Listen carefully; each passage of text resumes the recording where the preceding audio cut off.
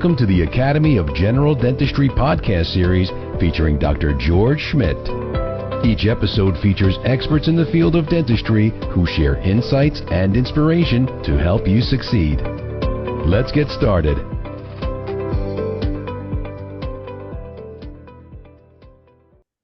Hey, welcome back, everyone. We've got another fantastic show for you today as we welcome Dr. Joseph Massad to the program.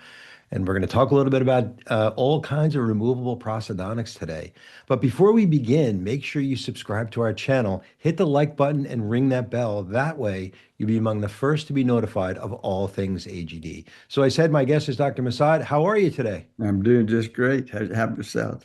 Yeah, great to see you. Such a pleasure to have you on the program here. We're very thrilled that we are going to share a little bit of your time with us. I know you're really busy there, but let me just give a little bit of background to Dr. Massad for those that may not know. So Dr. Joseph Massad practices privately in Tulsa, Oklahoma. He is a fellow of both the American College of Dentists and the International College of Dentists, a regent of the International Academy for Dental Facial Aesthetics, and a lifetime member of the American Dental Association. He's also honorary member of the American College of Prosthodontics and the American Society of Dental Aesthetics. His dedication to the field has earned him significant honors, including Pioneers in Dentistry Award from the American University of Beirut and the Lifetime Achievement Award from the American Academy of Implant Dentistry. Massad holds multiple faculty positions, including at Tufts University School of Dental Medicine, the University of Texas Health Science Center and Dental School in San Antonio, and the University of Oklahoma College of Dentistry. He's also the recipient of the Chicago Dental Society's Gordon Christensen Recognition Lecture Award. And Dr. Massad, I don't know how you have time with your busy schedule and all the things you do to be such an esteemed faculty member at all those universities. Well, I don't go all the time, but I do at least 2 to 3 times all these different. And now Oklahoma, I'm going to that often. Wow, so that's right in your backyard. So that's got to be a little bit easier for you, right? Not too far away. Yep, sure is. That's really good stuff. You know, we at AGD are excited that you're going to be coming out to visit us and giving some courses at AGD 2026 at Caesar's Palace in Las Vegas, and that's with Dr. Scherer. And that, of course, is June 24th through the 27th. And I wanted to mention to everybody that early bird registration is now open, but it ends on April 30th. And why is that important? That's important because if you register early, you're going to get 7 free hours of CE with Dr. David Hornbrook. And of course, that's an amazing opportunity, and you don't want to miss out on that. But Dr. Massad, you're going to be I understand you're going to be out speaking a little bit about removable prosthodontics, at least on day one, and on day two, you're going to dive a little deeper into maybe some digital overdentures.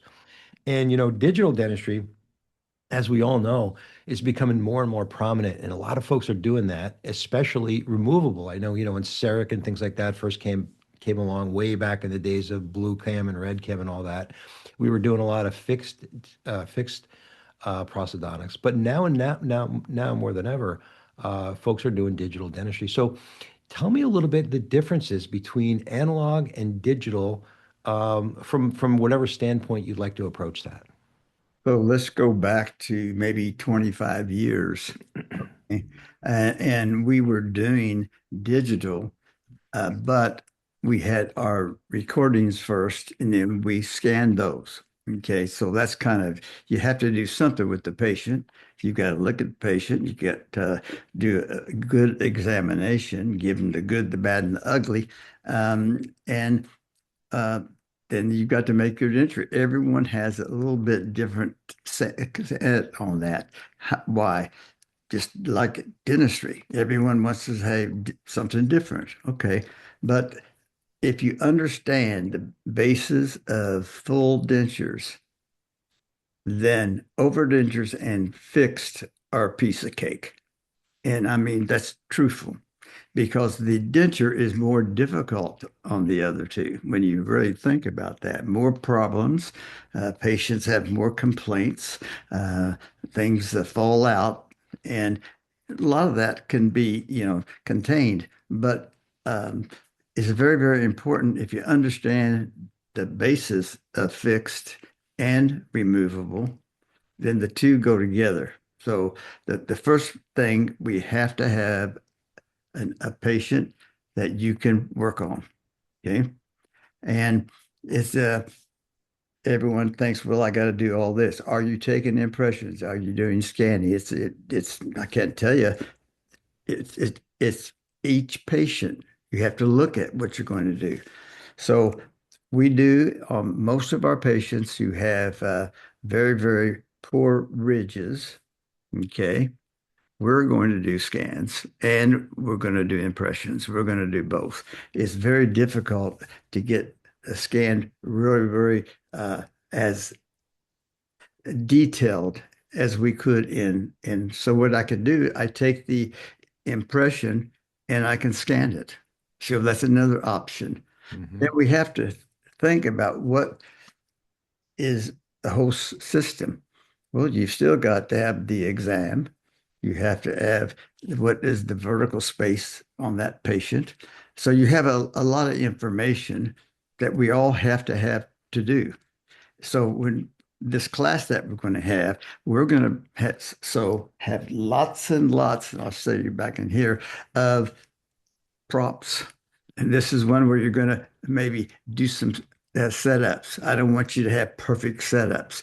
So we've worked for the AGD to have all of the possible scenarios, and they're going to be able to touch it, look at it. At the end of it, and if you take a look at here, these were all what? Digital. Now, when I say digital, am I saying um, we just did scans? No, we have to do some impressions. Okay. And then you can scan those. So it's very, very important. Now, in your office, and I think this is very important, if you have a good assistant or even a lab person, well, then it's probably less costly to go ahead and do all of the recordings, you know, analog, and then go digital.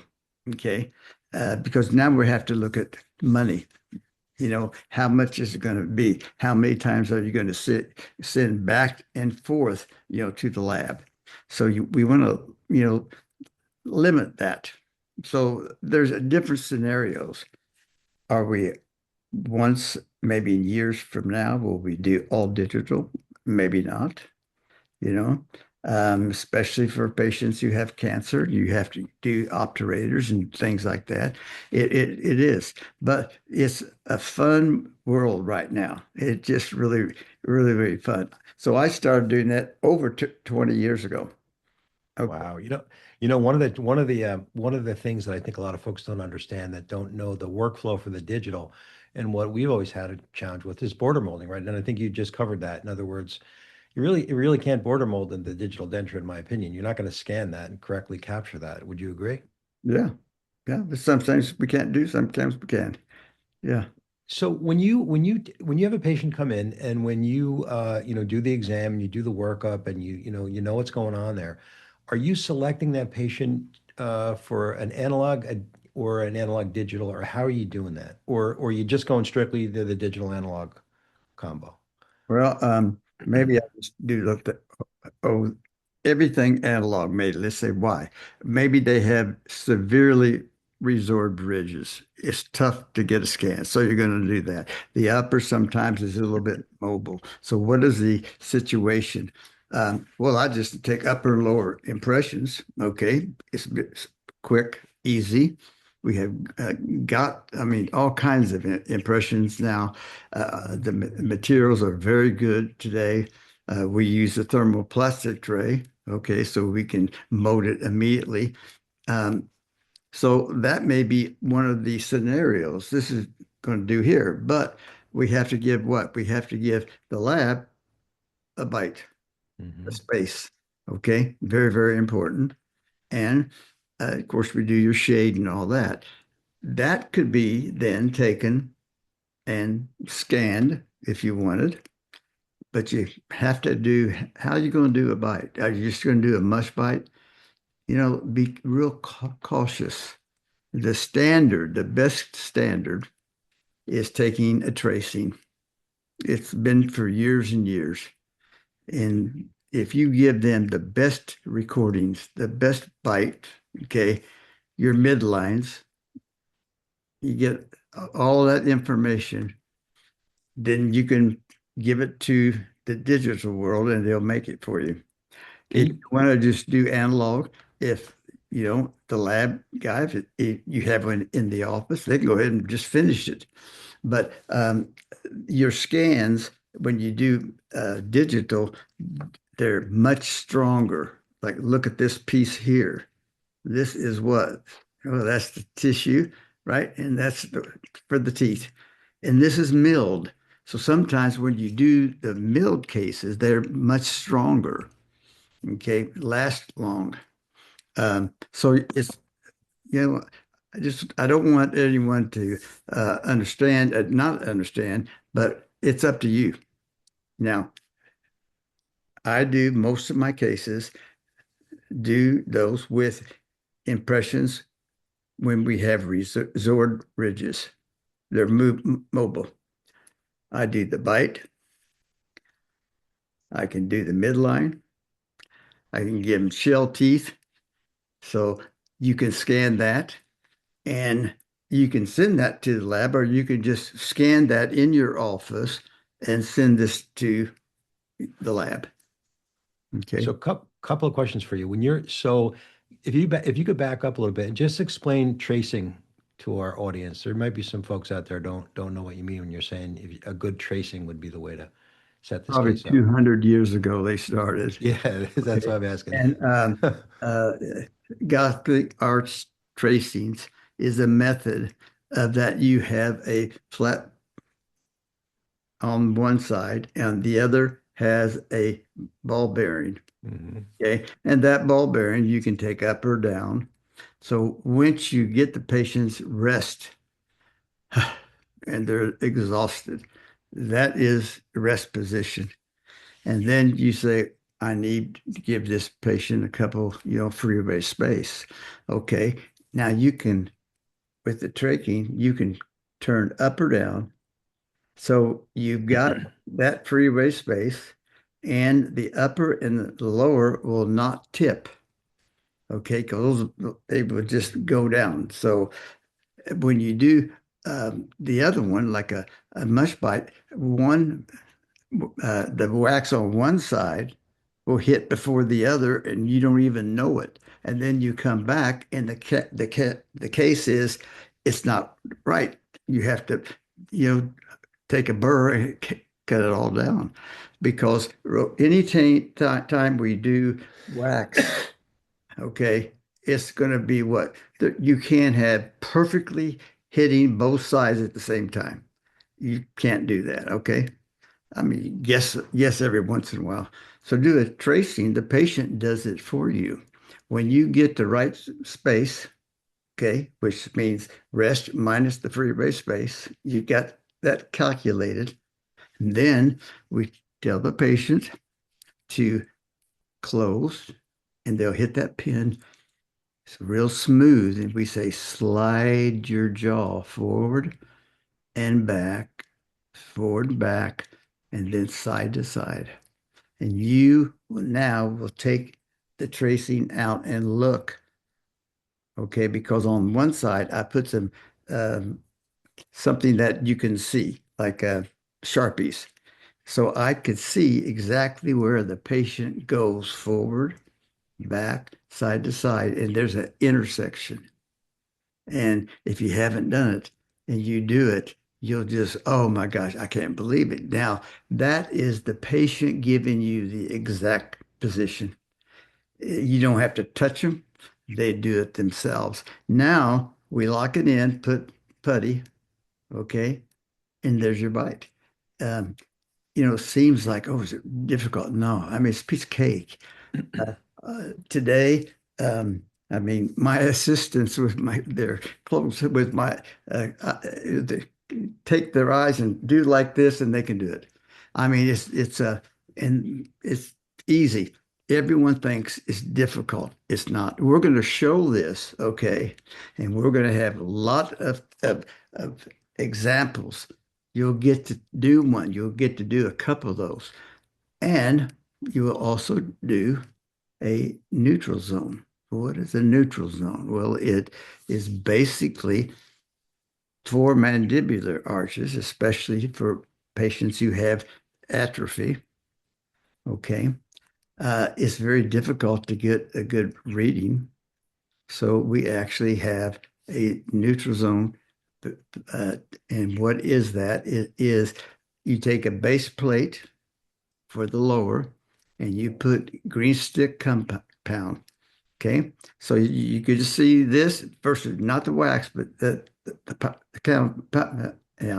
Okay. Now you tell the patient, I'm going to put this in your mouth. You put it in the mouth. You look at it. Okay, good. Okay, I can see it right here. Okay, now I'm going to heat this up. I'm going to give you some warm water. Okay, I want to make sure you just really nicely, just you can't make a mistake. Then you I put this in water about 150 degrees, and then the compound is really, really movable. We put it in the patient's mouth. They have water, warm water, and they're going to take a sip of that and and then push your tongue out. Do it again 3 times is what I do. Now I put cold water before I take it out, and then I look at it. But here's the key. If you have a lower, uh, I would say very, very reserved mandible, and you have the patient say open, and if it doesn't move out, you're in the zone. And why has that not been taught? Well, it didn't really come up in the States until 75. And we were doing so many different things that, oh, we'll do this, everything's this. Well, this is neuromuscular. The patient does it for you. You can't miss. The patients, like that, and they don't move, that's where you're going to put all your teeth. And think about now, and today, what are we doing? Well, we're using the neutral zone for what? Implant placement of the mandible. Why? Well, you have, even if you have a good mandibular, you want to know what. So we actually do this because the patient will swallow the tongue's out, right? Puckers, drinking. You'll see it. And that's the area where you're not going to have heavy pressure. That's where you want your implant. And then, so let's just tell you, this was JPD. We had an article.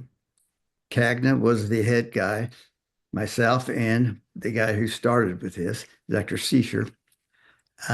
They awarded us the #1 of the JPD award of the year. Now, that was a big deal. Now we're telling, hey, you have a patient that, you have some problem. Why don't you just do a zone? Because they'll help you or put that where that is. Don't worry about it. The bone's there. Okay.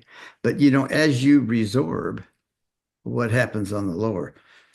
It goes out and down, right? You can't see it anymore. Okay. On the upper, it goes inward, right? And backwards.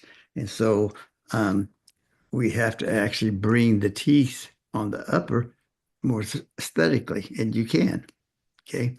So what I'm telling you now is really not been mainstream, but you're going to see it when you go to our class. And what we want for you to know is that there's another way. I think that's really important because a lot of what you're talking about, folks don't know about this and they haven't seen it. And I know, and your classes are all, by the way, hands-on that you're going to be out there. And I think these are going to be fantastic learning experiences and seeing things like you said that we're not necessarily familiar with.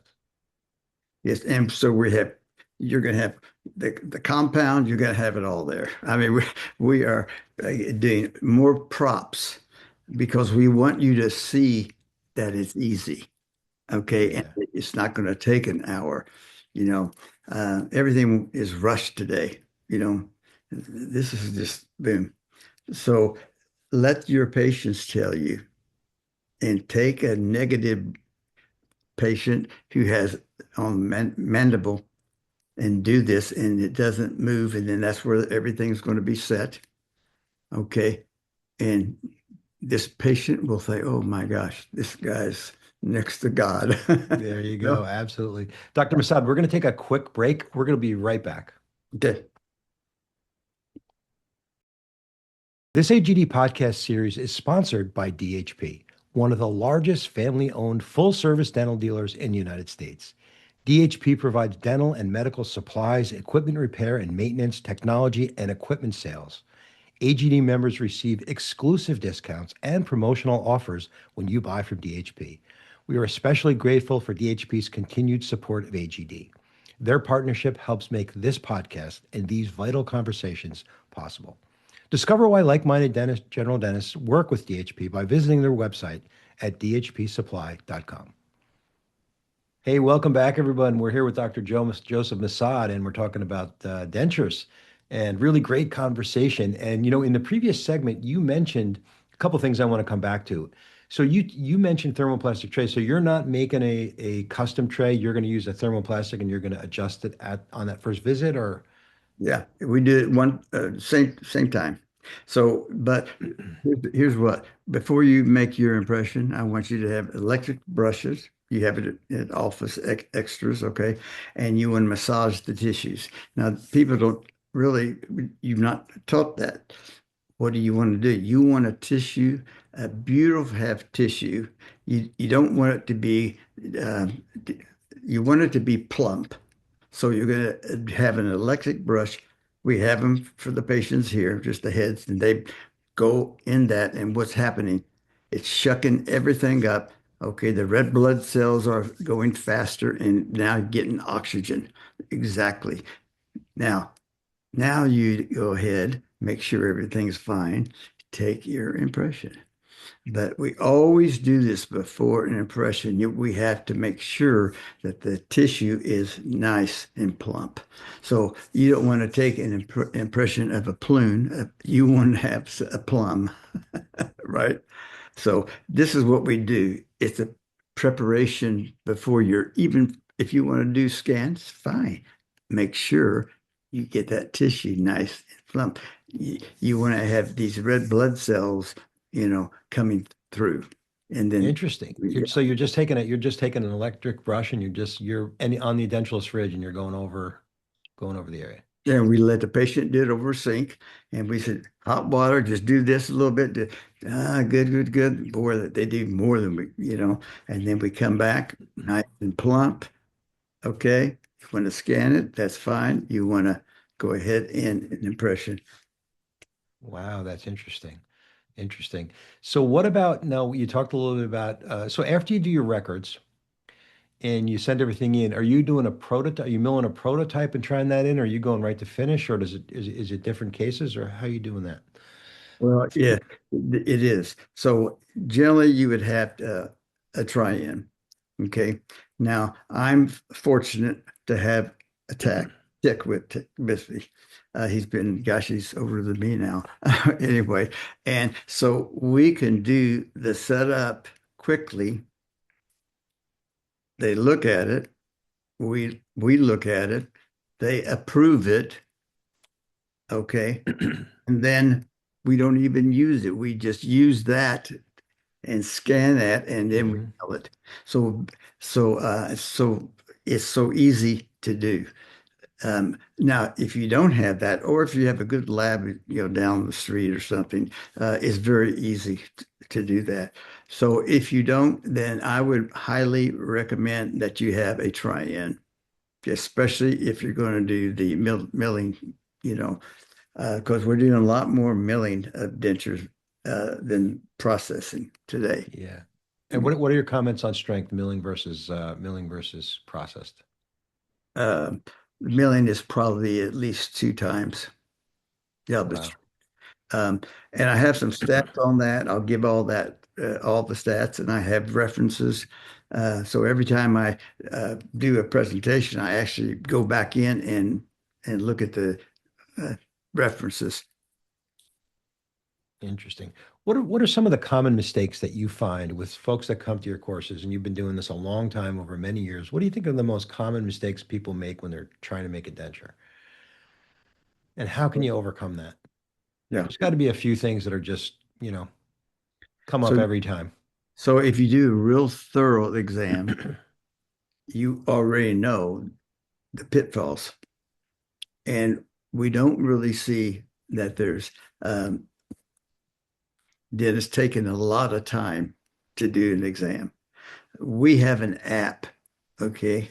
Um, and the app directs us. So my assistants now they will go and look at all of the different areas. Okay. Um, and I think we had that in my textbook. But basically, if you know all about that patient, photos and everything, maybe they smile and have one side goes up versus the other. If you don't know that before, and then you finish your case and the patient says, what's happening here? This is, it looks bad. Well, sometimes you can't take care of a lip pull. Mhm. Okay. But if you knew in advance, and then you tell the patient, I'll do my best, you see. So the examination will actually tell us, oh, look at the ridge. How big is it? All that is done. And my assistants will do it in probably about 20 minutes. I mean, and they take photos. Okay. So if they, uh, we had all the photos, we did everything we should, and you finish with the case, and the patient comes in and says, this wrong here.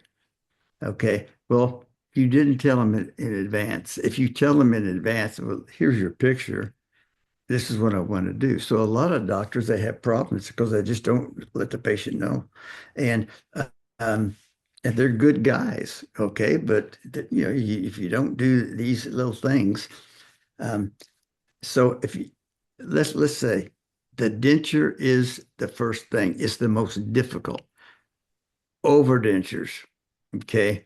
Beautiful. We're going to do that on the second day. I'm going to show you the tricks of the trade on overdentures, okay? But it's basically a denture, okay? But you're going to now have something that keeps the retention, okay? So that's great because now, but if you didn't really have a good education of a denture, it would then flow down to your overdenture. So you want to still have stability on an overdenture. And so there's going to be a lot of what we're going to show you on overdentures. And you may think 2 implants is standard. Not anymore. It's going to be 4, and there's a reason for that. Um, the 2 was from the Canadians. Okay. And basically, it's a good thing. But if you don't have everything curvature and it's flat, then the 2 implants will have what? It picks back and forth, even though you have that. So we know now what the problem was. And now we're going to make sure. And if you have a nice curvature, okay, of your mandibular, you can probably get away with 2. Okay. But when you have most of are not that way, you just have to, and we're going to teach you. This is a toothpaste. This is a 4 implant. And you're going to find out that just don't tell them it's only 2 because it could be a problem. So Okay. when you're doing 4 implants on the mandible, are you doing these as guided cases? Because it's difficult to get all 4 of those parallel in the mandible. Well, I think it's the operator. If the operator's pretty good, they could not have to do guided. I mean, guided is great. Um, um, uh, and you're not going to now. Let's just say they're like, let's say the locator. Well, you've got about what? You've got what 40. You can move back or this, so you don't have to be perfectly okay, because it actually will what kind of take. take care of you with because it's not going to be just straight. It's going to have enough that you're going to wiggle. Mm. Okay. Go I think thought. I also think you touched on one of the most common misconceptions that I found, and that is that a lot of folks think that they're going to make a denture and it's not stable, and they're going to put implants in it, locators in it, and it's going to fix the problem. But really, you need a stable, well-fitting, stable denture before you convert the case. Correct? Absolutely. Yeah. I'm right behind you. You Yeah. absolutely have that. So what about, I mean, I think one of the other issues, one of the other problems a lot of folks have is, and I know it's hard to talk about this and not show it, but a lot of folks have trouble with CR. They just can't seem to get the patient in CR, or they can't take that record. So any verbal tips you can give us on that? Well, if you do a tracing, okay, it's going to probably take care of that for you. Okay. Um, um, Now, if you're going to, if you have upper teeth, lower teeth, that's one thing. Now we're going to do an immediate, okay? And we have some tips about that. We're going to talk about that. In fact, at the class, we're going to actually have a CAT scan with teeth, and then they'll have the model in front of you, and they're going to have to take the teeth off and then take out a little bit more off, okay, of the space, because I want them to understand that if you're not going to do your surgery, you're going to do an immediate, you still have to many times take down. So, um, but yes, go ahead, go ahead. Yeah, no, absolutely. Yeah, so I think that's a big challenge Yeah, you have for a good denture, you're going to be fine. You know, if you don't, you're going to have issues. Yeah, and so with your immediates, if you're going to do an immediate, are you just going to do the immediate? Are you going to take a wash impression of that, scan it, and remake it for a final, or are you going to go back and start from scratch, or how are you going to handle that? Well, we can scan the thing and then look at the CAT scan, and then you say, oh, I need to reduce after the teeth are out. I need to be at what 3 millimeters down, for example. Um, and and then for the class, they're going to go ahead and do that on the model. If in reality you could actually just give it if you're doing your own surgery, that's fine. If they're not, send this to your guy who's doing surgery. So that's the surgeon has an idea. They're not just going to take teeth and that's it. They'll take the teeth, they'll take a little bit of bone off, you see, because you looked at that and how much space you have. Okay. And we're going to talk about um, it's all about what? Space. It's Yeah, space. It's very, very important. We have that song, all you know about, and basically we need to know how much thickness, how much you have to have for a overdenture, okay, or for a fixed. And for dentures, generally, if you have a lot of resorption, it's not an issue. But if you don't, you should go ahead and make enough room, okay, so that when you're putting in your immediate, it fits nicely. Okay. absolutely. Dr. Massad, I wish we had more time to talk about all this. And I, for one, am really looking forward to your course out in Las Vegas. I think it's going to be fantastic, and there's going to be a lot of great stuff there. And I'm really looking forward to you sharing your knowledge with our membership. But really, really happy to have you on the program. If you don't mind, if someone would like to book you to speak or have a question for you, can you share your contact information with us? Yeah, just call the office 918-744-9. Oh boy, I don't even use that in. So 918 749 666. Also, just email me, Joe at joemassad.com. My front desk person will call you back. Okay. And if you need some tips, you have a problem. If I'm in between patients, I'll talk to you. Absolutely. Thanks so much. And thanks for coming on the program. Really appreciate it. Thank you. We'd also like to thank our producer, Kristen Gover. If you like what you heard, please like and subscribe to our channel. You can always find us on Spotify, SoundCloud, Apple Podcasts, and of course the AGD app, and on YouTube under @GeneralDentistry. If you have any questions, concerns, or comments or suggestions, you can reach us at news@agd.org. Thanks again, and we'll see you next time.